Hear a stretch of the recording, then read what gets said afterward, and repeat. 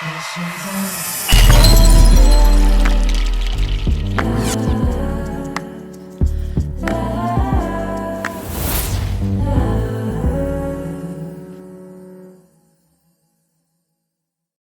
is going on, wide world? Welcome back to the Expression of Love podcast. It is your host, Soul Expression indeed. And welcome back to Become Your Own Breakthrough, for I have something to say. And what I have to say, I'm going to forewarn you right now, okay? It may not be exactly what some of you want to hear, but it should give some perspective to, I'm fighting a few fights. It should give some perspective to one of the fights that I'm fighting, which is the fight against the general victimhood mentality and just people who have been indoctrinated with lies and the wrong message. I am fighting for you to become your own breakthrough. So it should give some insight into that battlefield, if you will. Hopefully, it's not a video that's so incredibly triggering to you that you click off midway through or 3 minutes in without listening to the whole thing or watching the whole thing, because I believe it will be worth it. First thing that I have to bring to light is that sometimes we have to accept the fact that we don't know the facts. Sometimes we are wrong. And the first step to righting yourself or to shifting your direction towards what's right is by admitting that you are wrong. For instance, many people don't even know that Abraham Lincoln was a Republican. Many people don't know that 100,000 late-term abortions were performed in America in 2019. Many people don't know that the Thanksgiving holiday was a celebration created to give reverence for 50 years of peace between the Pilgrims and the natives following a great feast. And it's not some racist joke that attempts to erase the truths of the Trail of Tears and certain other things.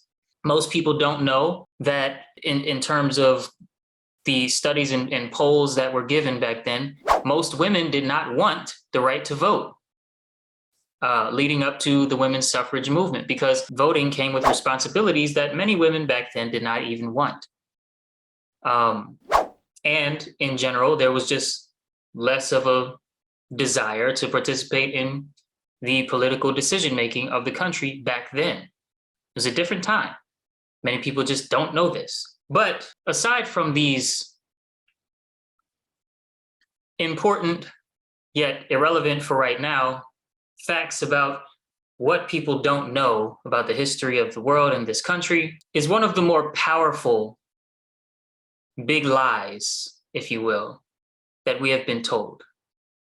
One of the most powerful narratives that impact the Western world and makes us, both the Black community and just compassionate people in general, the most emotionally reactive, is the idea that American police are killing Black men and women in the streets. Okay? This is a completely understandable line of thinking because left-wing media and tech giants make sure that the American public is bombarded with images and videos, often without any context at all, of police being overtly aggressive or even sometimes using lethal force on Black suspects, particularly after Trayvon Martin was murdered by George Zimmerman, who was not a policeman and who was told to stand down by police during that incident. Particularly after that, you started to see more and more videos, all of these different cases that seem to support this narrative that American police are gunning down unarmed Black men and women in the streets of America and in the cities and whatnot. But just because this is an understandable line of reasoning and line of thinking, that doesn't mean it's a reflection of the truth of the matter. Okay, just because how you got there is understandable, it doesn't mean that where you got to is actually true. One of the things about leftism is that it promotes the idea that if I'm offended, then I'm right. It hurts. It hurts me to see these images and these videos. But when they are shown without dates, without facts, and without proper context, they could lead many people, in this case, millions of people, to form false conclusions about what's really happening. Now, I personally am not the best person to memorize these facts and statistics and be able to spew them at you off the top of my head. And that's often not my style of making videos. But I want to share with you someone who is. His name is Larry Elder. And we're about to watch a video, which is actually from an interview within an interview. As you'll see, that'll make sense in a couple seconds. And the original interview was hosted by Dave Rubin, and clips from this interview went super viral because Larry Elder was able to calmly and concisely challenge the narrative that this systemic racism and overt killing of Black bodies by policemen specifically was happening in 2015. This was an interview in 2015, the original interview. And the more recent interview was hosted by Amla Ebanobi, a new sensation who I'm a big fan of. I hope to interview her one day or be interviewed by her one day, either one. And there are a few points that I think are extremely important here that I want to highlight. So we'll do a little bit of reacting as the video plays. So take a moment to please check this out. But you wouldn't not acknowledge that there are some systemic issues. Give me an example. Tell me what you think the most systemic racist issue is. What is it? Well, I would say that because Black people in most cases, in many cases, were descendants of slaves, that racism as an institution, that it just, a certain amount of it just exists. And you see, this is very interesting, right? The first thing that's said is, well, it's an institution. I don't know. It's just out there. I used to say and believe the same thing. There's no basis or there's no evidence for a lot of the things that we believe in because our emotional reaction to one or two horrible or one or two egregious things contributes to our pattern of looking at all the cops or all, let's say, white cops or whatever in the same light. And we say things and think things like, well, you wouldn't deny that there's at least some systemic racism, right? And then if we're asked, well, where is it? In today's time, where is it today, 2022, or in this case, 2015? We say, because there was slavery and the Jim Crow, there's just gotta be something out there. It's very interesting. I'm not making fun of David. I'm just saying, because I used to say the exact same thing. I'm not making fun of Dave Rubin. So check it out. 2015? Give me the most blatant racist example you can come up with right now. I think you could probably find evidence that, in general, cops are more willing to shoot if the perpetrator is Black. Do me a quick favor, family. Comment below if you believe the same thing before we move on. Just pause the video, leave a comment below if you believe what Dave Rubin just said is true before the video continues and Larry Elder gives his rebuttal or thoughts on this. Just comment below. 3, 2, 1. Okay, we're going to continue. What's your data? Then white. What's your basis for saying that? Last year. Well, look, I know a lot of people would say, look what's going on in Chicago. I know what they would say. Yeah. I'm talking about what the facts are. 965 people were shot by cops last year and killed. 4% of them were white cops shooting unarmed blacks. In Chicago in 2011, 21 people were shot and killed by cops. In 2015, there were 7. In Chicago, which is a third black, a third white, and a third Hispanic, 70% of the homicides are black on black. About 40 per month, almost 500 per year last year in Chicago, and 75% of them are unsolved. Where is the Black Lives Matter on that? The idea that... Listen to that. Listen to that. That is very interesting. The narrative that's spun, you would think it's way higher. It's a way higher percentage.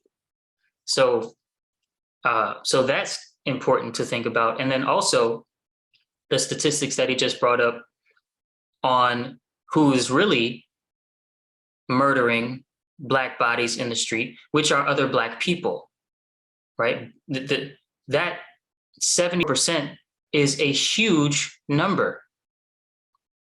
And like he said, it's a great question asked back in the video says 2016, but Larry says 2015 when he's talking.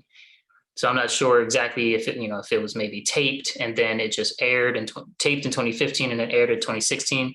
But he said, where's the Black Lives Matter movement on that? On the real murderers of black bodies in black neighborhoods? And this is a very good question that I don't see many people being able to come up with a concise answer for it. Let's keep going on that. The idea that a racist white cop shooting unarmed black people is a peril to black people is BS. It's complete and total BS. And the reason for these so-called activists saying this is the assumption that racism remains a major problem in America. The media, CNN, especially MSNBC, runs down whenever a black cop shoots somebody, and it's some march on Washington. It's ridiculous. Black people, half the homicides in this country are committed by and against black people. Last year, there were 14,000 homicides. Not talking about suicides. I'm talking about homicides. Half of them were black. 96% of them black on black of that 7,000. Where's the Black Lives Matter people on that? So there's where you would say that this is purely because of social justice. Pause there. I did make a mistake when I said whenever a black cop shoots somebody, I mean a white cop. Right, right. Over 95% black on black, talking about homicides. This is, are we supposed to just ignore these numbers? Are we just supposed to ignore the facts and zero in and focus in on who the leftist media deems to be the bad guy, which would be white cops or cops in general? I don't think we should. And again, I know this is hard to hear for some of us out there because, one, it brings up traumatic, images, and I digress. Are we supposed to just ignore what's happening or play the blame game with what's happening in reality when it comes to the vast majority of unsolved and solved cases of Black people being murdered in the street? This is a question. Comment below your answer. Let's keep going. I couldn't tell you what I had for dinner last night. If I went to a nice restaurant, I couldn't tell you how to get there. But you give me a stat or a fact that's important, and I will remember it. I wish I was like that. I wish I could just hear a fact or a stat that's important to me and just remember it. I do not have that skill. So if I'm called to come and speak at a university or do interviews and things, I will be bringing my notes and my note cards and my cell phone, and I will have my facts and stats on the ready that I can read from, because memorizing them, that's not my strong suit. For me to memorize something, it pretty much has to rhyme. Anyway, Side note, and I let's will keep remember going. it. On April 27, 2016, in the Washington Post, there was a very long article about the allegation that cops are engaging in systemic racism against black people. They talked about studies going back over decades, showing, if anything, the cops are more hesitant, more reluctant to use deadly force against a black suspect than a white suspect. Whew, now, as this keeps going, you already know what I'm going to say. Comment below if let's say, if you are surprised by this fact, comment below. He just said they're more reluctant to pull the trigger on black people. This is when I heard that, like, what happens when I hear some of these things, and I know it happens for other people, is we hear it and then we go, no way. There's no way that can be true. And so if you had that reaction, that there's no way that that can be true, that they're more reluctant to shoot us, black people, than to shoot a white suspect, comment below before we keep going, because it gets really interesting. So comment below. 3, 2, 1. All right, let's keep going. The same year, in July 2016, there was a front page article in the New York Times about a Harvard economist named Roland Fryer. He is so brilliant. He's the youngest tenured professor in the history of Harvard, and Harvard is the oldest college in America. That's how sharp this guy is. And he's from Baltimore. He just knew that the police were mowing down black people just because they were black. And he found out there hadn't been a study to confirm it. So he thought he would do one. And he got the conclusions. They were the opposite of what he thought. He got rid of all his staffers, hired a new set of staffers. Same conclusion. Again, the cops were more hesitant, more reluctant to pull the trigger on a black suspect than a white suspect. And he said, and I'm paraphrasing, it was the most surprising finding of my professional career, end of quote. Can you imagine doing a study thinking so intensely that you already know what's the results of this study is going to be, that you do the study, and then when the results come back the opposite of what you think was true, you fire everyone, hire new people, and repeat the study just to get the same answer. This is how deep this big lie runs in our society today, especially in the minds of those that watch leftist news media and left-wing YouTube channels, and all of your information comes from leftists, especially those out there that suffer from that illness. This lie runs so deep that someone who set out to do a study, a very sharp person from Baltimore, a city that's heavily impacted by democratic policies and programs negatively, youngest tenured Harvard professor in the history of Harvard, does a study, finds out it's a big lie, and doesn't accept it, fires everyone, and then hires a new team, and then confirms for himself, oh, didn't have to fire everyone and get rid of their livelihoods. I was wrong in what I thought was true. But again, I'm not blaming him for thinking it's true. It's very understandable how people get to these conclusions. And this, as he said, the study was conducted in 2016. So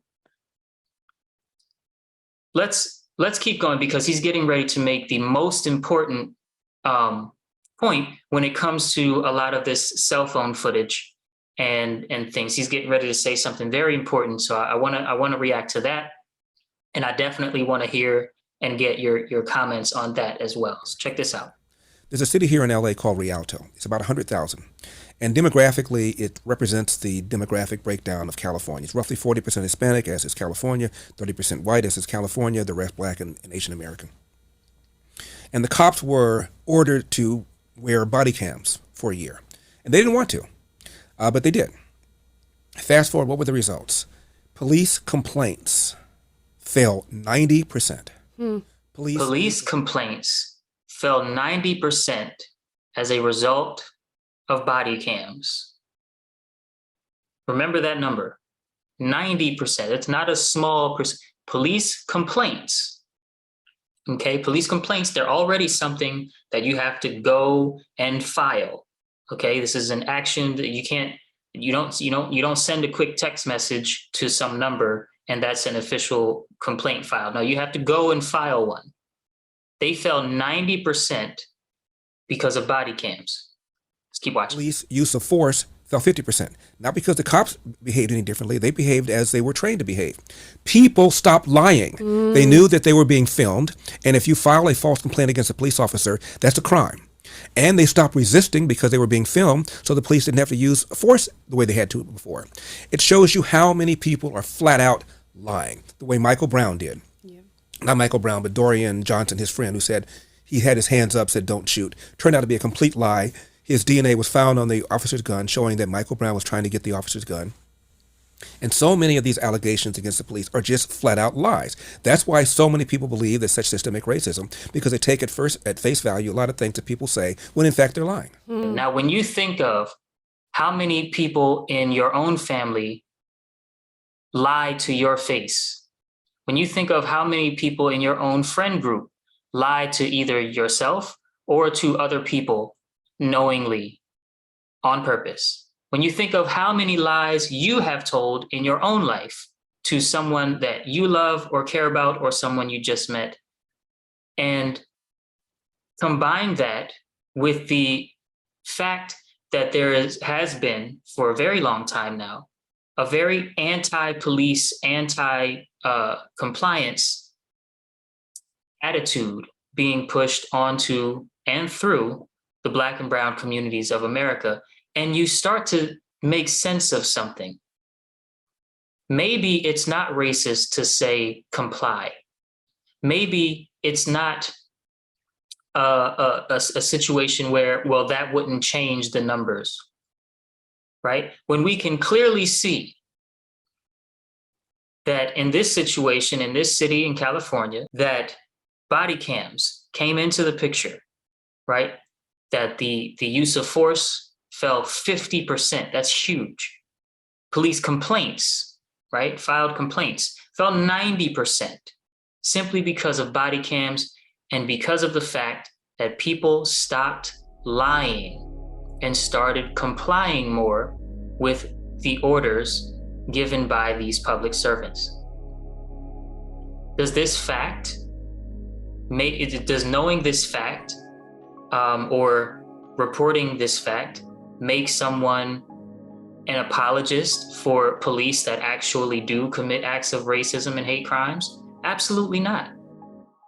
It provides an expanded point of view. Before I move on, I want to say, thank you to PragerU for the work that they're doing. I really, really appreciate Amla Epinobi and Dave Rubin and Dennis Prager and all the people over there. Again, I want to come and talk to all of you if you ever watch this. But as I'm sure you are aware, not everything is about statistics, right? Statistics don't tell the full story. They help us make sense of the missing pieces of the story. And there are very, very, very many missing pieces in the story when it comes to just looking at 30 seconds of cell phone footage or some pictures and coming to your own conclusion. We have been sold a lie and we bought it. We have assumed all the videos and images that we saw told an accurate story, and we bought it. But I look back on my own life, and I know factually that I have only encountered overt racism 3 times. None of it was systemic, and only one of those times involved a police officer. He said something racist during a traffic stop. But he never became violent. He never started went into a mode of behaving where he was being particularly provoking. And more importantly, because I complied, it led to me being let go without incident. Does that mean that there are absolutely no racist cops in America? No, it does not mean that. I'm sure that of the 4% number that he gave from the 2015-2016 interview, that some of that was racist hate crime activity on behalf of the police officer. I'm sure it was. There are racists in all professions, most likely. Not all buildings, right, that employ people, but all types of professions and fields. Yes, there are racists in America. But statistically speaking, you are less likely to be gunned down unarmed by a police officer as a black man in America than you are to be struck by lightning. This is true. You can look it up. So what opportunity does this leave us with? Does this information leave us with an opportunity for something good at all? I think it does. The opportunity it gives us is the opportunity to break out of our victimhood, break out of the victim mindset, to choose right now to stop teaching our children that they are victims because of the color of their skin.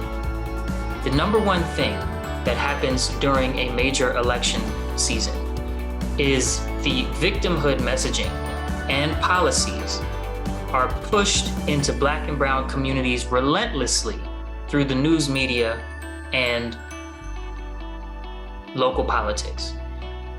Don't fall for it.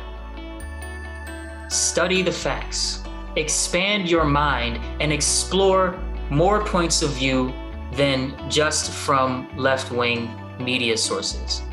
Expand where you get your information from and focus on things like dates, names, times, and proper context.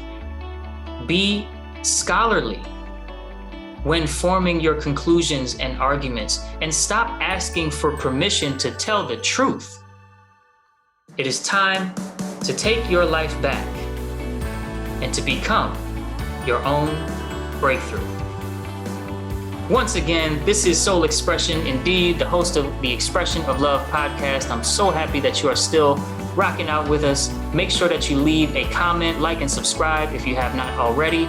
If you have articles or facts or stats of your own that you would like to leave a link to in the comments, don't feel shy. Present your argument. Please remain civil in the comment section if you can. I know this is a very emotional topic, but I just want to leave you with the words thank you, and I will see you all in the next one. Peace. Expressions of